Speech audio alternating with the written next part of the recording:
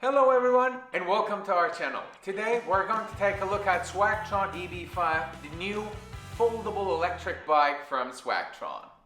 Let me tell you straight away that I spent almost 3 weeks with this electric bike. I took it to work, I tested the range, I tested the durability. I myself am a 260 pounds guy, so I am almost at the maximum weight limit of this thing. So trust me, I tested it at its limits, and this is a fun review. So you turn it on, you see the indicators here, and then just go. That's right, hit the road, Jack. Hey, don't you come back no more, no more, no more, no more. Hit the road, Jack. You know what, let's make it a bit more structured. Let's talk about the portability issue. So it's a decent foldable electric bike size. The electric motor is actually sealed within the rear tire, so that's why it's not visible. And then the battery is, I believe, concealed within the foldable part, because I see the forks in there that when you fold it and unfold it. So I think that's where the battery is.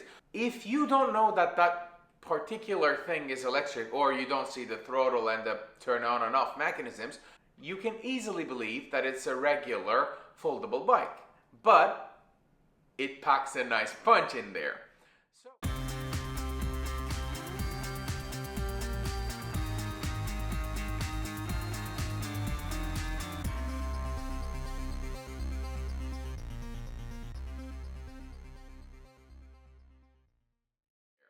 So, about the mileage, let's go ahead and jump into the mileage discussion. As I mentioned before, I'm 260 pounds guy, so I'm almost 120 kilos.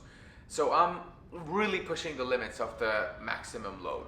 But even with me on it, it took me 10 miles. Like, the recommended range, or the manufacturer claims that it would drive 15.5 miles without the kick assist. If you pedal assist, even with my weight, it can go further. But in my case, almost no kick assist gave me 10 miles. And to be frank with you, I take it.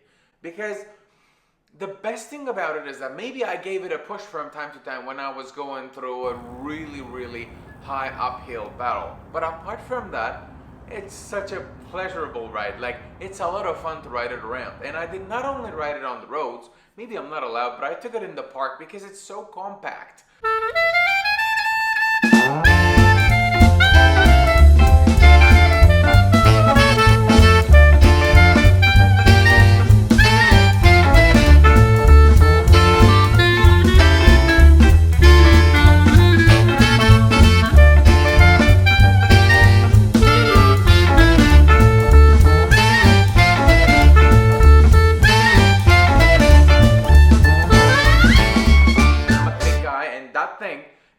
Suffering, it's giving me a smooth ride, so I like that a lot. What else did I do with it? I took it around the city. You can see the footage. Maybe we can do picture in picture here. The beauty of this thing comes from the fact that it's so unexpectedly powerful and useful. I mean, I had a lot of fun carrying it around. I even went shopping with it, and then of course it's not easy to carry much with me on the bike. I took our Uber back home, and as you can see in this picture, I actually put the foldable bike in the car's trunk, and it went in perfectly because it's tiny. Same goes for the Subway. Like, I went to work with it. That time I used Subway. You can see me wearing my regular daily suit and on an electric bike, on a foldable electric bike. You know, this is New York, people are used to seeing things, but some people gave me really nice cheer. I like that. But the added benefit was that it cut off 15 minutes from my daily commute, both ways. So in total, half an hour was smashed out of my total of an hour and 15 minutes. So instead of 75 minutes, I did my daily commute back and forth in 45 minutes. I'm sorry, but I take that any day. If you like this video and if you think that it's helpful, please do subscribe to this channel. It's free, there's no cost associated with it, and you get to hear from us more often. Alright, so the wheels are 14-inch wheels, which is rather small, but because it's an electric powered thing, it works smoothly. And most of the foldable bikes, they offer 14, 16-inch wheels. And I think 14 was a decent choice here. 16 would take away from the portability, and luckily it was not the case here. So when I bought it, the setup was also rather easy. I opened the box basically, I made a really nice time lapse about it. I opened the box, read the manual for like half a minute, and then it was so easy to unwrap, and it was packaged beautifully. Yeah, so it was in a big package. You can see the unboxing part as well. I liked it. Like, I liked it that there was even enough air pressure in the tire, so it was ready to roll. And I honestly took it for a spin in the apartment, and then after fully charging it, I went out. And my first ride actually happened on a right after the rain, so it was wet. It got their bike dirty a little bit, but it was good. Like, I even went through a couple of small pools of water, and then it worked. There is a nice cover on the charging port, so if you do that, you kind of seal it, then the water does not get in. But I do not recommend use of this thing during rain. Maybe after rain, or like 2-3 minutes of rain use would be enough, because you get cold.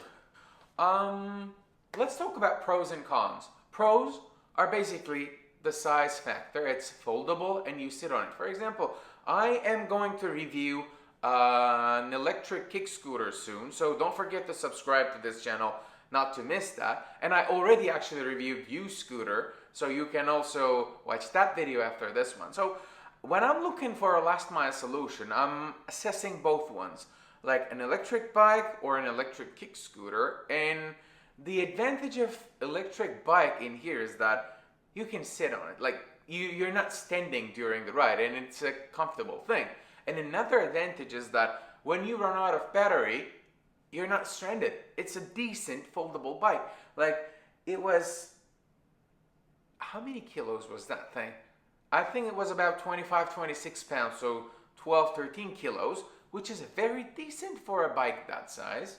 So you can actually pedal, and when you're going uphill, if you combine pedaling, which I actually did and raced against some city bikes. Now, this is as steep as it gets in New York, and I have two bicycles to compare this with, so lucky experience.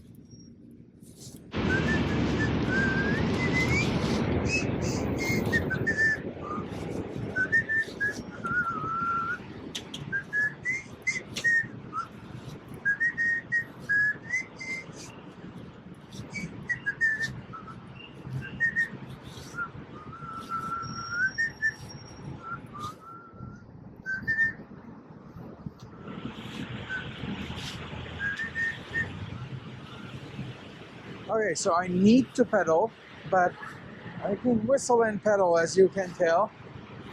So I think those guys didn't understand that this is an electric bike, so they're trying to catch up with me, and they were surprised because I look so comfortable on the bike. When you do that, it's a lot of fun, because when the motor engages as kick assist, it takes away the uphill effect. So whenever you are using the gears, oh, by the way, there's no gear, there's one gear, but that's where the electric motor comes into your help, because whatever the difficulty is, because the electric motor gives you the kick, you are always at the same pedaling performance. Of course, if you run out of battery, that would cause a problem, but I hope that you will not run out of battery when you're going an uphill battle. Otherwise, you will break a sweat like in any other bike, because eventually it's just a bike. So what about the other pros? The best thing about it is that it's foldable. So you can take it to work, you can leave it under your desk. If you have a information desk, you can kindly ask people if they can take a look, they can keep your bike there, and they're usually fine with it. I took it to the pool, and when I went there, I just talked to the information desk and I said, you know what, can you just keep it there for an hour when I'm getting my swimming class? And they were fine with it. Now, let's talk about the cons. I'm mostly positive about this bike. Like, my expectations weren't that high, and it exceeded them by far, because honestly, when they say the maximum mileage is 15 miles, And as a 260 pounds guy who pushes the limits of this thing, I wasn't expecting to get 10 miles out of it. So I truly believe that 15 miles commitment, if you're like say 200 pounds guy, 180 pounds guy, you can easily get that. But the battery indicator is, you know, in the cars, the gas tank is actually V-shaped. So when it's at full, it stays at full for so long and then it decreases very steadily. Somehow, same thing happens with this electric bike's battery indicator. You're at 5 bars, and then when you use the throttle, it goes down to 3. But if you don't know when to look at that, then you might consider yourself that you're still at 5, and then you stay at 5 for like the first 6 miles of the ride, and then the last 4 drains faster than the first 6 miles, in my opinion. At least the indicator was not indicating as accurately as it should, in my opinion. Another con, I just thought about it, we lose some of the torque. When the battery is fully charged and you're just out, the torque is more powerful than say when you're at 40%, 30% battery level. There's no indicator of that. There's no way to keep it at the highest performance and trade off with the mileage, but it just loses some of the torque. So you should keep that in mind.